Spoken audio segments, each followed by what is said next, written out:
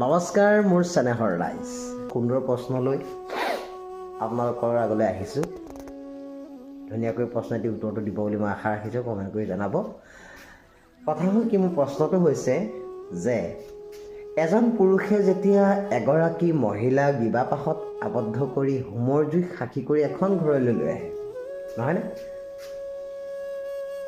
সেই মহিলাগৰাকীৰ অন্য এখন ঘৰত আহি এডজাষ্ট হ'বলৈ অলপ সময় লাগে নহয় জানো এডজাষ্ট হ'বলৈ সময় এই কাৰণে লাগে কোনোগৰাকী নাৰীয়ে পঢ়ি শুনি বাহিৰত জগতখনতে ঘূৰি ফুৰিছিল আৰু তেওঁ পঢ়াৰ লগতেই ব্যস্ত আছিল আৰু এচাম মহিলাই ধৰক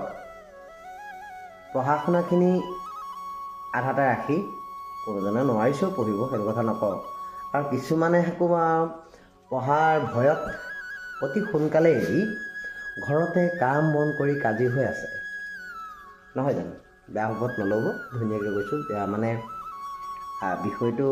বিতৰ্কলৈ নিদিব ঘৰতে আছে আৰু তেওঁলোকৰ চেপ্টাৰটো বেলেগ আৰু এই পঢ়ি থকা চেপ্টাৰটো অলপ বেলেগ যাৰ কপালত লিখা আছে সেইটোৱে হ'ব হয়তো শিক্ষিত মানুহজনেও খুব কম পঢ়া মানুহ এগৰাকী পাব পাৰে খুব কম পঢ়া মানুহ এজনেও বহুত পঢ়া মানুহ এগৰাকী পাব পাৰে সেইটো মানুহৰ এইটো ভগৱানে যি লিখা আছে সেইটো হ'ব কিন্তু কথা হ'ল কি যেতিয়া সেই মহিলাগৰাকীক বিবাহপাশত আবদ্ধ কৰি এখন ঘৰলৈ আনে সেই ঘৰখনত মানে তেওঁ এডজাষ্ট হ'বলৈ অলপ সময় লাগে মই আগতে কৈছোঁ কিন্তু সেই সময়খিনি যেতিয়া সেই পুৰুষজনে চিৰদিন থাকিম বুলি কৈ হোমৰ ওচৰত সাক্ষী কৰি অনা সেই মহিলাগৰাকী 2-4টা কামত সহায় কৰি তেওঁক হাঁহিমুখি কৰি তোলাটো জানো এই সমাজৰ কাৰণে বেয়া অভ্যাস হয় সমাজৰ কিছু লোকে কয় যেতিয়া বিয়াৰ আগত পুৰুষজনে কাম কৰি থাকিব ঘৰত